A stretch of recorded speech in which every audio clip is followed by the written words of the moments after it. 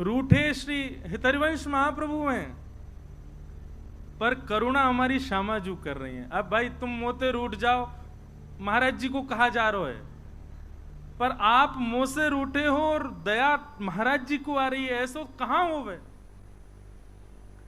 श्री किशोरी जी महाप्रभु जी से कह रही हैं, अवई जाओ और स्वीकार करो, इतना बड़ा अपराध नहीं है उनको कि आप उनको इतना कर रहे हो। और महाप्रभु जी किशोरी जी से कह रहे हैं, बोले आप भी नाराज हो जाओ। बोले मेरो यही तो बस मेरे अंदर यही अवगुण है, मुंह पे नाराज ही नहीं हो जाए। मारनो पीटनो गुस्सा करनो नाराज होनो रूठनो मेरा स्वभाव नहीं है।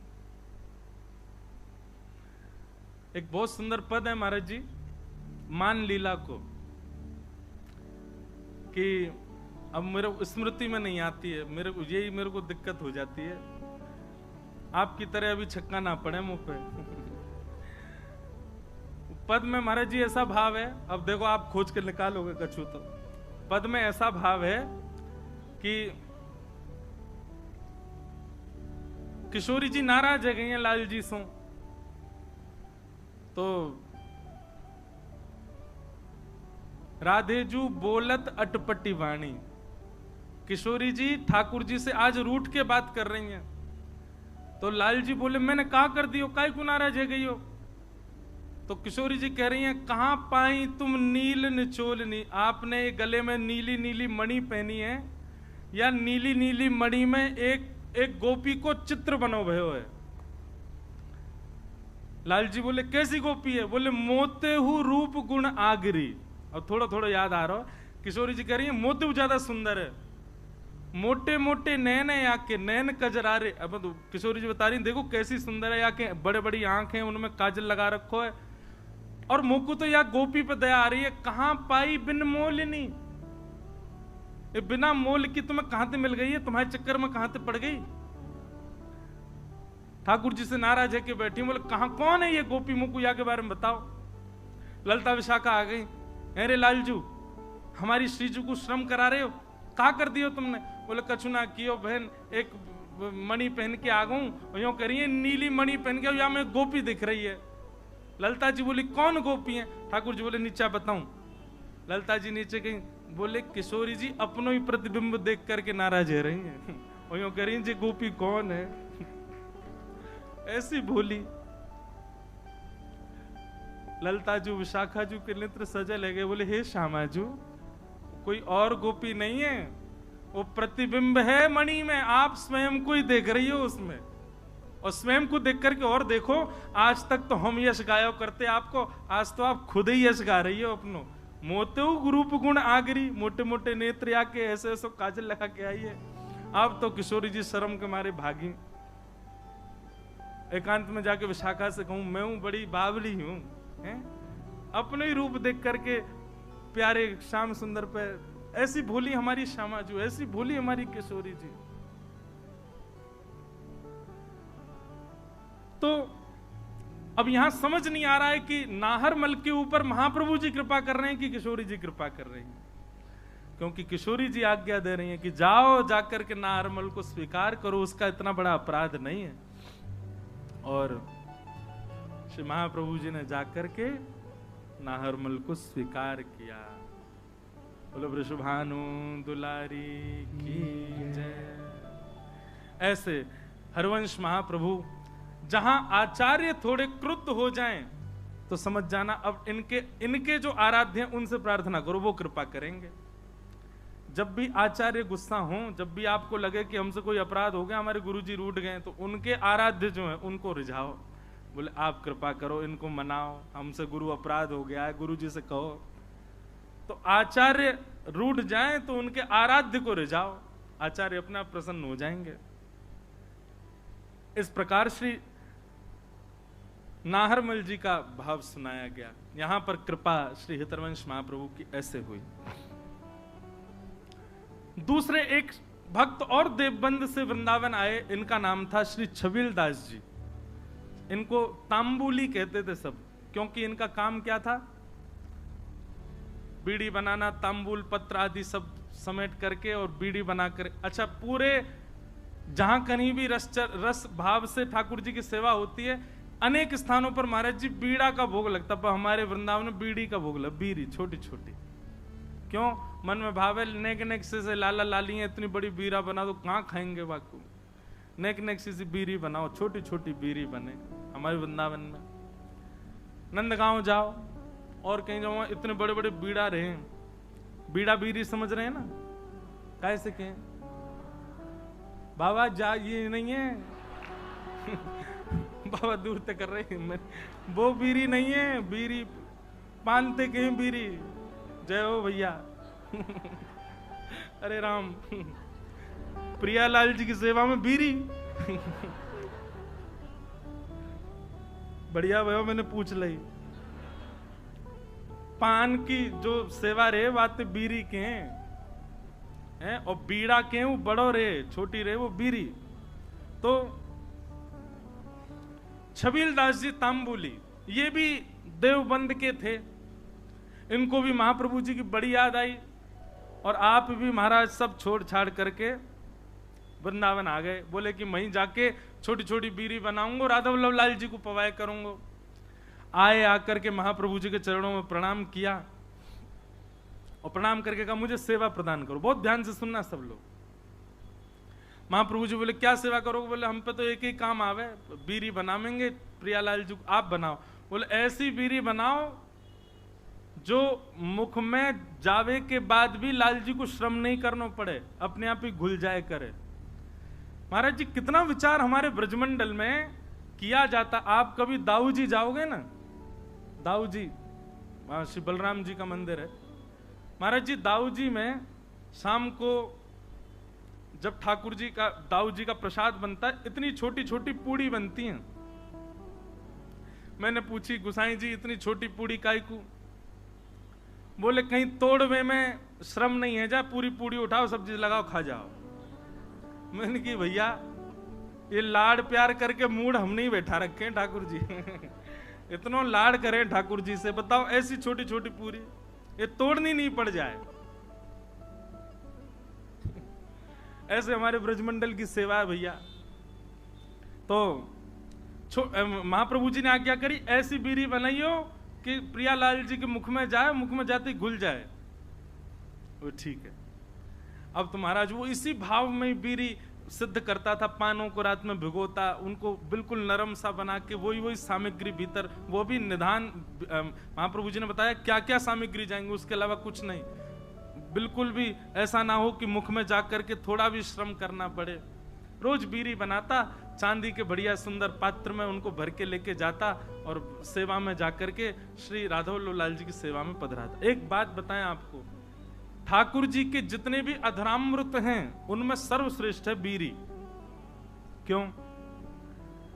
बाकी को अधरामृत महाराज जी ठाकुर जी पामे, पर बीड़ी को भोग ऐसा है ठाकुर जी क्या करें, वाकु पामे और मुख से लगा करके अधरामृत को स्पर्श करा करके तब वाकु पधरा दे। नेक नेक पामे, एक बीड़ी तो नेक लियो, दूसरी तो या को मतलब यह है कि मुख्य अधरामृत ठाकुर, वैसे तो सबका छू है पर बीड़ी में विशेष ठाकुर जी को अधरामृत को भाव रहे। हमारे नाथ द्वार में भी महाराज जी श्रीनाथ जी कितना बीड़ी भोग लगाते हैं, 100-150 पान रोज पाते होंगे। बताओ महाराज, हर प्रसादी के बाद में, और जैसे भोग की थाली होती है, भोग की थाली ठाकुर जी के सामने पधरा दी जाती है। ठाकुर जी इसमें हम पाएंगे या किशोरी जी पवाएंगे या ठाकुर जी किशोरी, हम लोग बाहर आ जाते हैं पर्दा करके। पर बीड़ी का तो नियम है कि बीड़ी आपको लेके ठाकुर जी के अधर से छुवानी ही पड़ेगी। तो मूल रूप से अधरामृत का स्पर्श बीड़ी को प्राप्त होता है, इसलिए बीड़ी प्रसाद प्राप्त हो तो समझ जाइयो अधरामृत ही है ठाकुर जी को। और बीड़ी की सेवा जाकू है सके करो, लाल जी को बड़ी प्रिय मुखवास। तो ये छबील दास जी तांबुली आए और इनने बीड़ी की सेवा प्रारंभ करी। ठाकुर जी के लिए बढ़िया बीड़ी बनाते, चांदी के पात्र में ले जाके पधरा देते।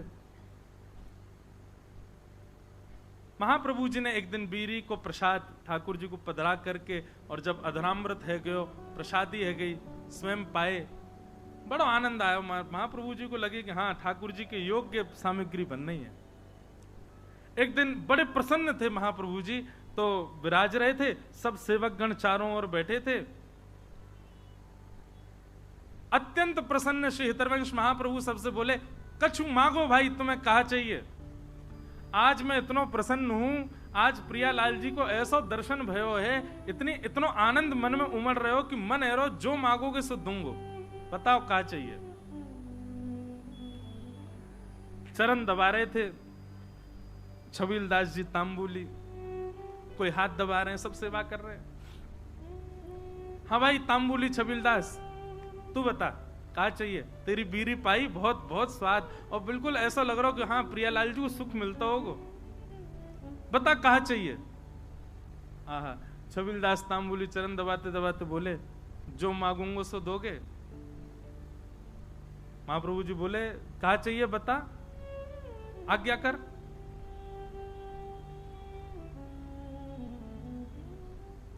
सावधानी से सुनो, बता कहा चाहिए। तो छबीलदास तांबुली कह रहा है, बोले कि जय जय, हमें ऐसा अनुभव भयो, हमने ऐसी सुनी है कि श्री राधा वल्लभ जी आपसे बात करें, आपके संग बैठे, आपको हाथ पकड़ लें, आपकी गोद में बैठ जाएं कूद के। ऐसा सुख मोह कब मिलेगा? ये मौसम बात कब करेंगे? मेरे हाथ कब पकड़ेंगे? मेरी गोद में कब बैठेंगे? मेरे हाथन से बीरी कब पामेंगे?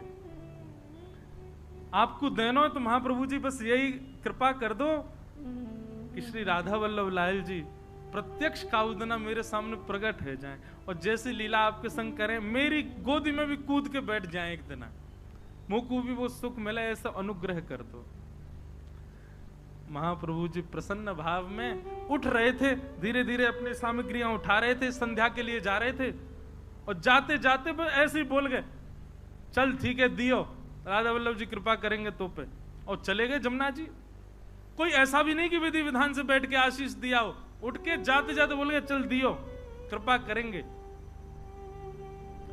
नेत्र सजल है, बोले अब कब होगी कृपा ये तो जाने नहीं, पर गुरु आज्ञा है तो निश्चित कृपा होएगी।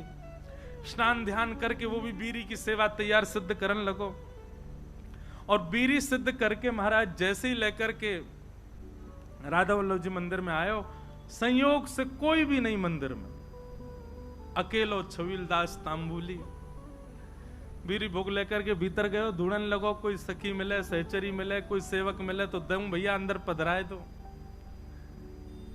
जैसे ही समीप गयो तभी कहा, देखो युगल सरकार दोनों एक दूसरे गले में गलवैयां डाले, अपनी एक एक कमर पे हाथ धरे, और मंद मंद मुस्कुराते भय अपने एक दूसरे के प्रति ऐसे शीश झुकाए करके और वह तांबुली को देख करके मंद मंद मुस्कुरा रहे हैं, और मंद मंद मुस्कुरा करके श्री जी इशारों कर रही हैं, इतकुआ अब तुम। अच्छा एक बात, हाँ वो तो बताना भूल ही गया मैं, जब उसने महाराज जी महाप्रभु जी से यह आज्ञा मांगी कि आप ऐसा अनुग्रह करो कि प्रियालाल जी मुझको प्रत्यक्ष दिखें, तब महाप्रभु जी कह में सह पाएगा उनके स्वरूप को। वो अगर प्रकट है गए तो उनके स्वरूप माधुरी, रूप माधुरी को झेल लेगो ना, झेल लेगो तो को आशीष दूंगो। तो माने कही रूप देखने के बाद झेलनो ही ना है, प्राण निकल जाए, बस रूप दिख जाए एक बार, वाक्य बात। अच्छा क्योंकि एक बात बताएं, सहचरी भाव में और अंतरंग भाव में प्रियालाल जी तो अपनी लीला करते हैं, आपको तो बस प्रवेश मिल जाता है, और कहीं उनकी छवि देख करके आप बेहोश हो गए तो कई जगह महाराज जी हमारे वृंदावन रस रीति में उसको अपराध माना जाता है। आपने जरूर अपनी गुरु निष्ठा में कोई कमी छोड़ी होगी, जरूर अपनी निष्ठा भाव, इसीलिए आप उस छवि के भाव को सहन नहीं कर पाए। इसलिए महाप्रभु जी ने कहा झेल लेगो, झेल पावेगो स्वरूप को। छबील दास बोलो आप कृपा करोगे तो सब संभव हो जाएगा। तो महाप्रभु जी कहेगा हाँ ठीक है, होगी कृपा। आज जैसी आयो, और आज महाराज बस थोड़ी देर पहले की बात है, महाप्रभु जी कह के गए कृपा होएगी, इतने में ही वो बीड़ी लेके आयो, इतने में तो कृपा है गई, प्रिया प्रियतम साक्षात खड़े वहां के सामने। श्री जी इशारा कर रही है, इतकुआ छबीलदास के 2 बार तो नेत्र बंद भये, हाथ पाम बाके होश में नहीं, ठंडो पड़ गयो पूरो, कभी इतकू जावे कभी उतकू, बस गिरवे ही वारो। इतने में ही माने महाप्रभु जी को स्मरण किया। हितवंश महाप्रभु को स्मरण करते तुरंत चेतना आ गई। मानो गुरु ही कृपा करके ये बल दे रहे हैं कि प्रिया प्रियतम को देखो, उनकी बिना कृपा के देखे ही नहीं पाओगे वह स्वरूप को। छबीलदास सामने खड़ो है, अब कहां बोले ठाकुर जी से। ठाकुर जी तो मंद मंद मुस्कुरा रहे हैं। श्री जी कह रही हैं जोर से मत मुस्कुरा दियो, प्राण निकल जाएंगे आके।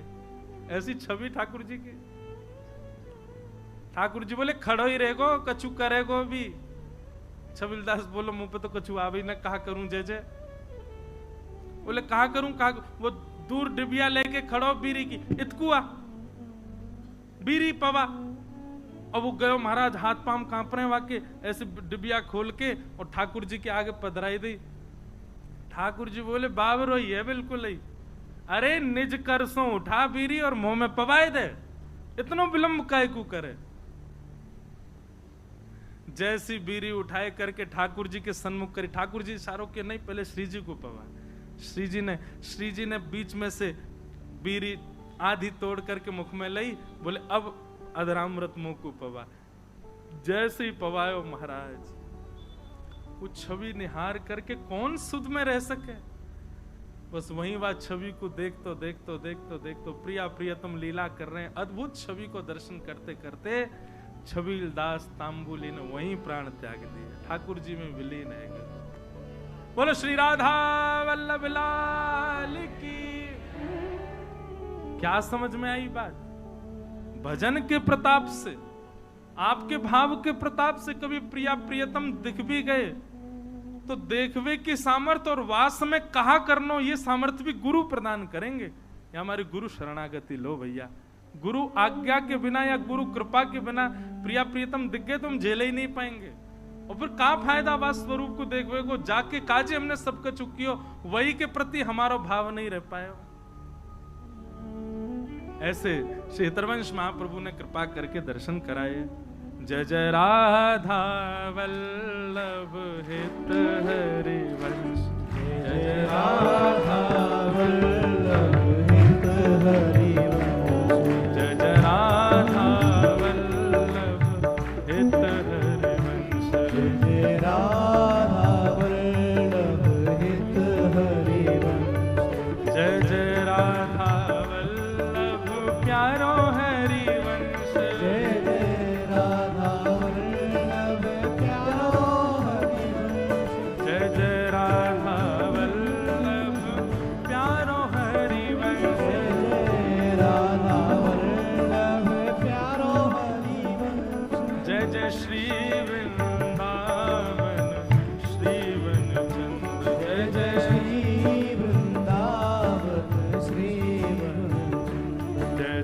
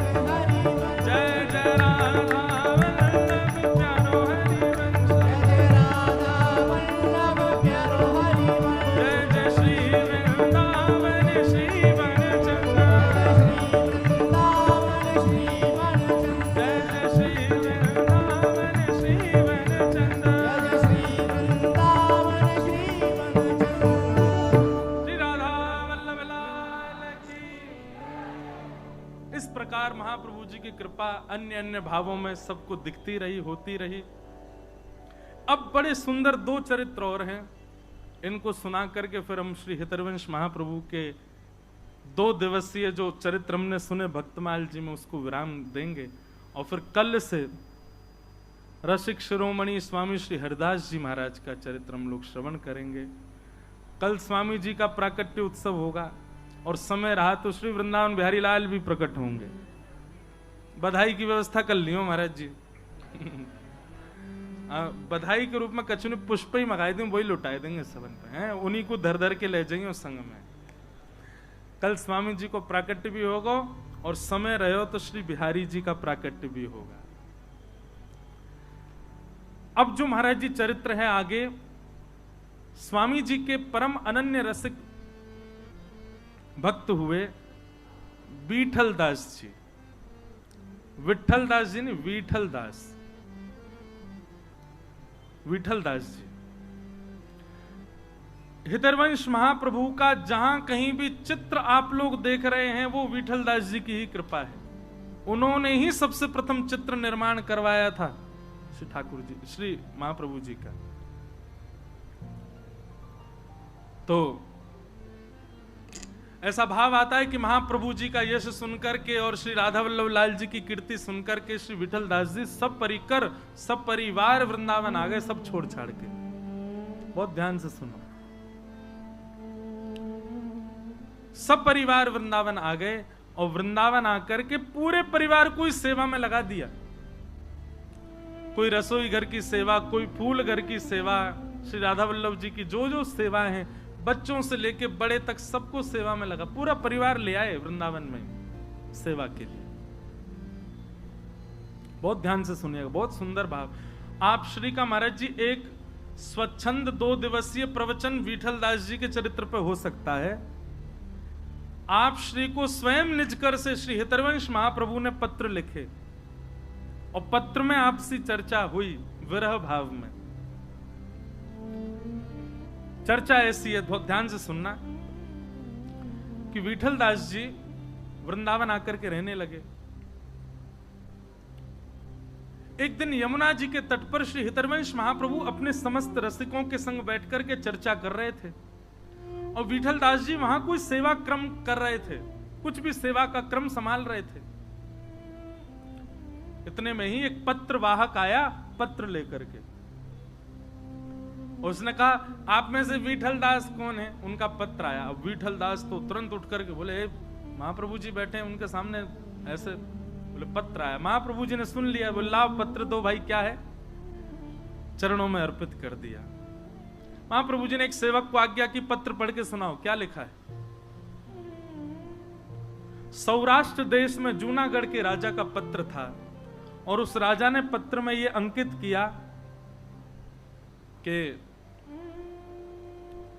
हे श्री महाप्रभु जी, आपके चरणाश्रित विठल दास जी सर्वगुण संपन्न हैं। भक्ति भाव से लेकर के सामाजिक क्रिया एवं सारे गुण लिखे थे विठल दास जी के। और विठल दास, वो सेवक पढ़ के सुनावे और विठल दास जी का मन ऐसा होवे, मेरे गुण क्या सुना रहे हैं। बार बार नीचे नतमस्तक करके हरवंश महाप्रभु के सामने बैठे। अंत में भाव क्या था? उन्होंने कहा कि हम विठल दास जी के सर्व गुणों को देखते हुए सब राजाओं के मत से यह निर्णय आया है कि आप श्री को जूनागढ़ का प्रधानमंत्री बनाया जाए। हम विठल दास जी को प्रधानमंत्री के रूप में नियुक्त करना चाहते हैं।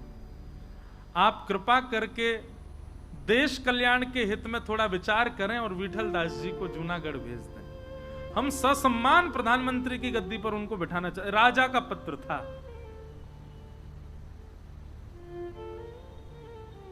प्रधानमंत्री शब्द सुनते ही वहां बैठे सबके कान खड़े हो गए और सब विठल दास जी को देखें।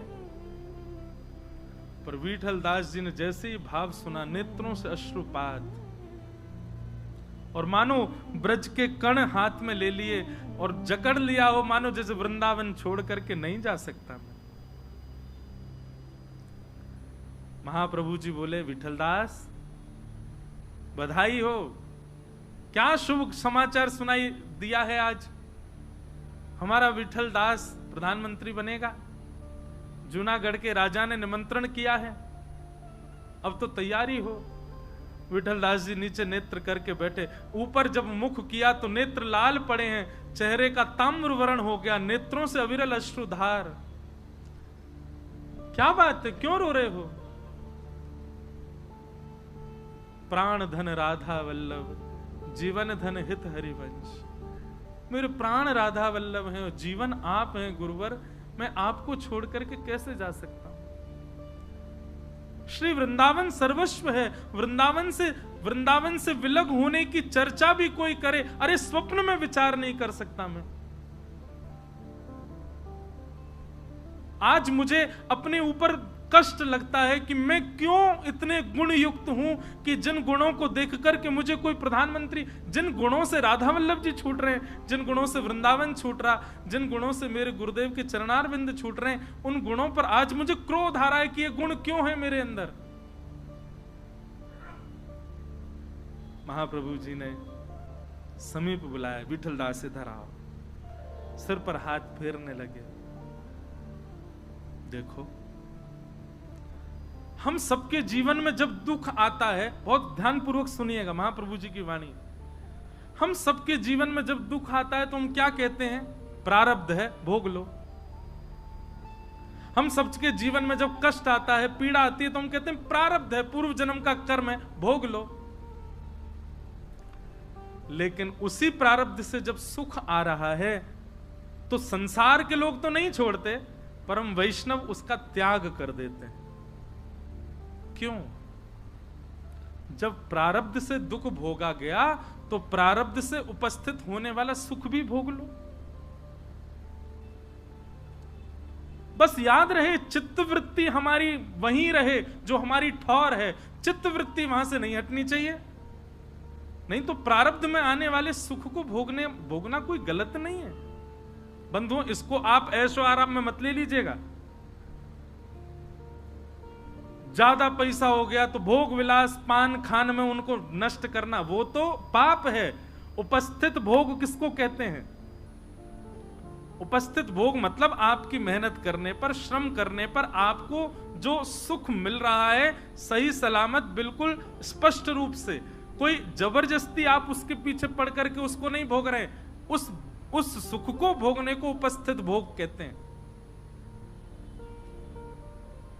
विठलदास, तुमने कोई प्रयास थोड़ी किया प्रधानमंत्री बनने का या प्रधानमंत्री की पदवी का, ये तो तुम्हारे प्रारब्ध से तुमको एक उपलब्धि मिल रही है, क्यों नहीं इसको स्वीकार करते हो? भगवान, प्राण छोड़ने के लिए कह दो, मुझे स्वीकार है, क्योंकि कम से कम उसके बाद ये तो रहेगा कि नव वृंदावन, निकुंज वृंदावन में प्रवेश मिल जाएगा।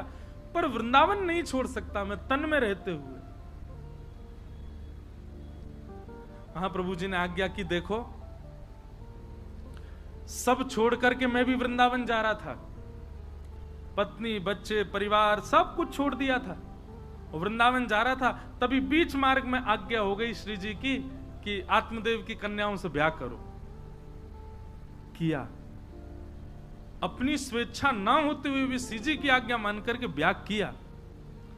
लोगों ने बहुत बातें बनाई, बताओ सन्यास लेने जा रहे थे, पत्नी बच्चों को छोड़ दिया, उसके बाद में फिर वहां 2 ब्याह कर लिए। पर मैं जानता हूं, तुम जानते हो, राधा वल्लभ जी जानते हैं कि वो स्वेच्छा नहीं थी, श्री जी की आज्ञा थी। और वो कोई भोग विलास और संसार के किसी सुख को भोगने के लिए नहीं था, केवल लीला विस्तृत करने के लिए वो क्रम था। लेकिन मैंने किया ना, क्योंकि श्री जी की आज्ञा थी। इसलिए विठलदास, मुझे तुम्हारे मन पर भरोसा है कि तुम वृंदावन का कभी त्याग नहीं कर सकते, पर मेरी पता नहीं हृदय से आज्ञा है कि तुम इस भाव को स्वीकार करो और तुम प्रधानमंत्री पदवी को स्वीकार करो। जाओ। रोने लगे, विलखने लगे, बोले वृंदावन से जाने की बात नहीं सुन पा रहा हूं गुरुदेव। तब महाप्रभु जी ने आज्ञा की, जाओ मैं तुम्हें आशीष देता हूं। अब तक तुम वृंदावन में रहते थे, पर अब वृंदावन तुम में विराजमान रहेगा। जब चिंतन करोगे राधा वल्लभ लाल जी का, जहां बैठे होगे वहीं वृंदावन प्रकट हो जाएगा, श्री जी सामने उपस्थित हो जाएंगे। जब चिंतन करोगे मैं सामने आ जाऊंगा, आशीष प्रदान करूंगा। मैं वचन देता हूं जब तुम स्मरण करोगे यमुना जी प्रकट हो जाएंगी, गोता लगा लेना, वृंदावन तुम में रहेगा, तुम जहां जाओगे वृंदावन तुम्हारे संग रहेगा, जाओ। महाप्रभु जी की आज्ञा मान करके श्री विठल दास जी निकल पड़े। महाराज जी इतना सुंदर प्रसंग है श्री विठल दास जी का, महाप्रभु जी ने विरह में 2 बार पत्र भेजा उनको, अद्भुत प्रसंग है वो भी। विठल दास जी गए, वहां जाकर के महाराज अभिषेक हुआ, दुनिया भर के राजा आए, सबने उनको सिंहासन पर बैठ करके अभिषिक्त किया। पर जब अभिषेक चल रहा था तब भी श्री राधा वल्लभ हित हरिवंश, जय जय श्री वृंदावन श्री वरचंद्र। आप प्रधानमंत्री बन गए। प्रधानमंत्री का एक राजकोष होता है, प्रधानमंत्री की नियुक्त एक सेवा, एक धनराशि होती है, उसको अपने भोग में भोगो। पर आप श्री ने क्या किया, उस धनराशि से असंख्य घोड़े खरीदे और उन असंख्य घोड़ों को जूनागढ़ से लेकर के वृंदावन तक के बीच की सेवा में लगा दिया।